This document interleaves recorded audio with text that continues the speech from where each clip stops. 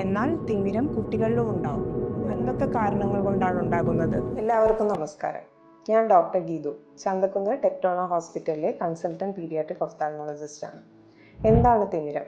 കണ്ണിനകത്തുള്ള ലെൻസിന്റെ സുതാര്യത നഷ്ടപ്പെട്ട് പ്രകാശം കടത്തിവിടാനുള്ള അതിൻ്റെ കഴിവ് നഷ്ടപ്പെടുന്നതിനെയാണ് തിമിരം എന്ന് പറയുന്നത്. മിക്ക ആളുകളുടെയും വിചാരം തിമിരം എന്ന് പറയുന്നത് പ്രായമായവർക്ക് മാത്രം വരുന്ന ഒരു അസുഖമാണെന്നാണ്.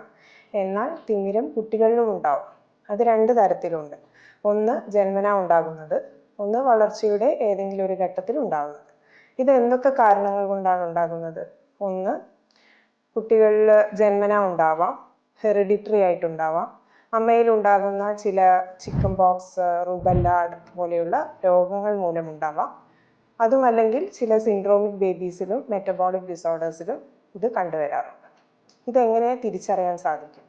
ഒന്ന്, കുട്ടിയുടെ കൃഷ്ണമണിയുടെ നടുക്കായി വെള്ളപ്പാടയുടെ രൂപത്തിൽ എന്തെങ്കിലും കാണപ്പെടുകയോ, കുട്ടിക്ക് കോങ്കണ്ണ്, കണ്ണിന് ആട്ടം അഥവാ നിസ്റ്റാഗ്മസ്, ഇല്ലെങ്കിൽ കുട്ടി 3 മാസം ആയതിനു ശേഷവും അമ്മയുടെ മുഖത്തോട്ട് നോക്കുന്നില്ല തുടങ്ങി ഏതെങ്കിലും ഒരു ലക്ഷണം കണ്ടുവരികയാണെങ്കിൽ ഉടനെ അടുത്തുള്ള ഒരു ഒഫ്താൽമോളജിസ്റ്റിനെ കൺസൾട്ട് ചെയ്യേണ്ടതാണ്.